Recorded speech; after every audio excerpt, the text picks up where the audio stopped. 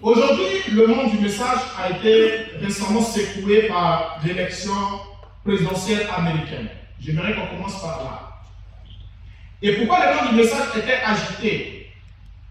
À cause de cette dernière élection américaine, parce que prétendument, je dis bien prétendument, William Branham aurait prédit qu'une femme deviendrait présidente des États-Unis d'Amérique.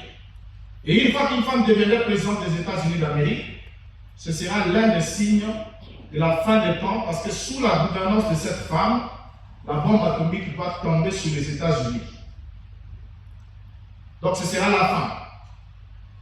C'est l'une de ces visions qu'il a eu, prétendument avoir reçu de la part du Seigneur, comme quoi la sixième lui montrait la montée d'une femme puissante aux États-Unis, et la septième qui suivrait immédiatement la sixième, il avait vu tout le territoire des États-Unis qui n'était que cendres, cratères et fumée, emporté par une bombe atomique, comme dit Branham, russe. Alors donc du coup, avec tout ce qui se passe dans le monde, avec la guerre en Ukraine, avec Israël là-bas au niveau du Moyen-Orient, et avec la présidentielle américaine, ça formait déjà un cocktail pour permettre aux branhamistes d'haranguer davantage de foules pour dire notre prophète avait prédit. Le temps est déjà arrivé, bientôt là, il y aura l'explosion atomique des États-Unis. C'est une évidence que l'enlèvement c'est pour bientôt. Parce qu'avant que la bombe tombe, bon, dans certaines déclarations, la bombe devrait tomber avant l'enlèvement. Dans d'autres, la bombe doit tomber après l'enlèvement. Bon, on ne sait pas les problèmes du message qui sont là-bas aux États-Unis. Bon, il va d'abord être explosé par la bombe atomique. Après, l'enlèvement arrive après. Mais, si le monde du message est rentré dans toute cette confusion, cela vient de William Branham. Et voilà pourquoi j'aimerais qu'on utilise cette prophétie-là. Qu'on voit, est-ce que réellement il y a une prophétie de William Branham qui attend l'élection d'une femme présidente aux États-Unis? Est-ce qu'on peut aller avec Branham? Amen. On peut marcher avec lui, n'est-ce pas? Alors, nous sommes à l'aube des années 60. Dans la prédication de la foi transmise aux saints une fois pour toutes, prêché le 1er mai 1955, au paragraphe 16, Branham dit: et j'ai dit, juste avant que le temps de la fin vienne, eh bien, rappelez-vous, j'ai dit encore ceci. Avant que le temps de la fin vienne, cela fait 33 ans que c'est écrit. Avant que le temps de la fin vienne, il y aura une femme qui sera un grand chef dans ce pays. Elle sera soit présidente, soit quelque chose de ce genre, une femme importante. Alors, la déclaration que Branham vient de faire ici, c'est la déclaration initiale de sa sixième vision. Parce qu'il a dit qu'il aurait reçu la vision en 1933, que le Seigneur lui aurait montré 7 choses qui devraient arriver dans le monde avant que lui n'arrive. Et parmi ces choses-là, la sixième chose qu'il lui a montrée, c'est la montée d'une femme en puissance aux États-Unis. Maintenant, vous remarquez si on vient de lire la version initiale, j'insiste sur ce point, la première version, le rendu de Branham au sujet de cette vision. Il nous dit, cela fait 33 ans que c'est écrit. C'est tout à fait naturel, la prophétie doit être écrite. Habakkuk chapitre 2 dit, écris la prophétie, grave-la afin qu'on la lise couramment. Donc si la prophétie est écrite, chaque fois qu'on la lira de la même manière. Parce qu'on ne modifiera rien, on n'ajoutera rien, et on attendra fidèlement la réalisation de la prophétie. Alors, il dit, cela fait 33 ans que cela est écrit. Et qu'est-ce qui est écrit? Une femme sera un grand chef dans ce pays. Elle sera soit présidente, soit quelque chose de ce genre, une femme importante. Alors, comme vous le pouvez le voir, vous pouvez constater ici dans la version initiale de William Branham au sujet de cette prophétie, il dit l'avoir écrit et il annonçait qu'il y aurait une femme qui serait un grand chef dans ce pays. Il parle des États-Unis. Elle sera soit présidente, soit quelque chose de ce genre, une femme importante.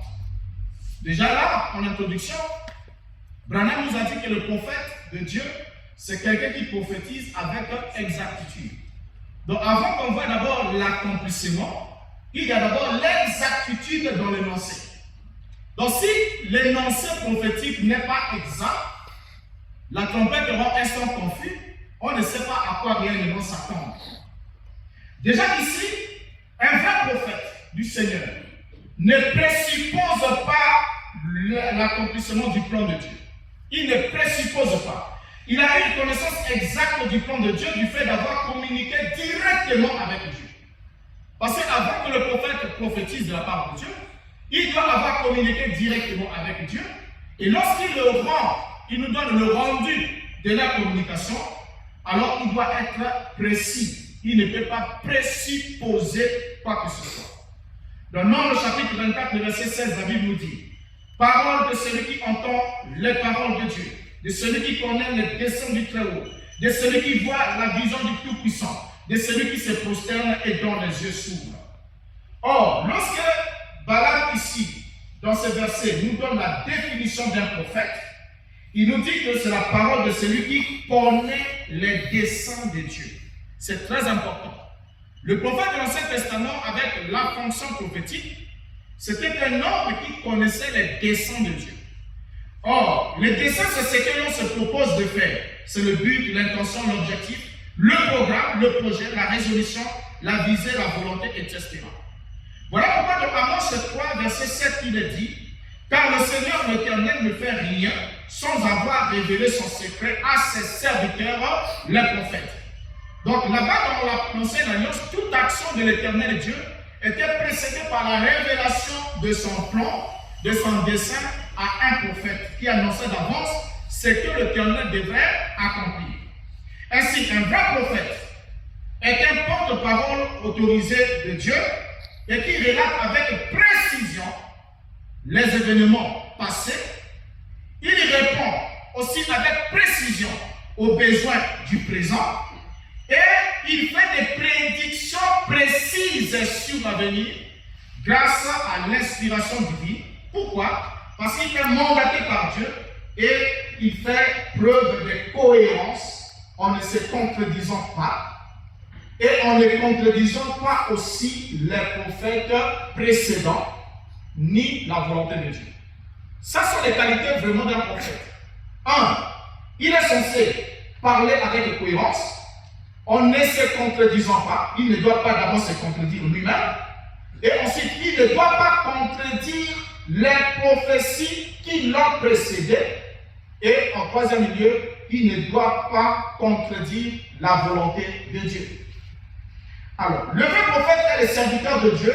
Et Ésaïe chapitre 46, verset 10 nous dit: j'annonce dès le commencement ce qui doit arriver et longtemps d'avance ce qui n'est pas encore accompli. J'ai dit mes arrêts subsisteront et j'exécuterai toute ma volonté. Alors, ici, Branham vient de nous dire que sa vision a été écrite. Ce qu'il a dit, c'est normal. Habakkuk chapitre 2, verset 2 nous dit: l'Éternel m'adressa la parole et il dit: écris la prophétie, garde-la sur des tables afin qu'on la lise couramment. Ainsi, en disant, il y aura une femme qui sera un grand chef dans ce pays, elle sera soit présidente. Branham emploie le futur dans son narratif. Nous comprenons bien qu'il nous annonce ici un événement futur. Donc la vision était un événement futur et local. Donc un grand chef dans ce pays. Quel pays? Les États-Unis d'Amérique. Mais seulement, dans cette prophétie, cette prédiction initiale, nous entendons Branham dire: elle sera soit présidente, soit quelque chose. Il utilise le terme soit. Or, en utilisant le terme soit, la conjonction soit introduit une hypothèse qui amène dans le champ de la probabilité. On n'est plus dans le domaine de la précision. On ne sait pas exactement, précisément à quoi s'attendre. Parce qu'il est dans soit. L'emploi de soit ici, dans cette prédiction de Branham, prouve que cette dernière n'était pas une vision de source divine. C'est le premier élément. La vision n'était pas d'une source divine, Car la vision qui est une source divine doit être claire, doit être précise, c'est-à-dire elle ne doit pas laisser une place ni à l'approximation, ni à l'incertitude, ni encore au doute, ou en bref, elle ne doit pas laisser une place à l'ambiguïté. Alors, la vision venant de Dieu doit être précise, c'est-à-dire qu'elle doit fournir une information sans équivoque. Or, lorsque Branham nous dit, elle sera soit, Branham prouve qu'il n'avait pas perçu nettement l'objet de sa vision. Parce que la vision, c'est Dieu qui est censé montrer quelque chose à la personne. Donc, si Branham avait vu une femme monter au-dessus des États-Unis, c'est une chose, mais Branham devait attendre l'interprétation de la part de Dieu. Si c'est Dieu qui lui a montré une vision, Dieu devrait aussi lui donner l'interprétation de la vision. Et il devrait savoir avec précision de quoi est-ce qu'il est question. Est-ce que ce sera une femme littérale ou bien ce sera une femme symbolique? Dans ce moment-là, il nous donne avec précision à quoi nous attendre. Maintenant là, lorsqu'on voit déjà comment il établit, introduit cette vision, on se rend alors compte qu'on est en face d'un pronostic et non d'une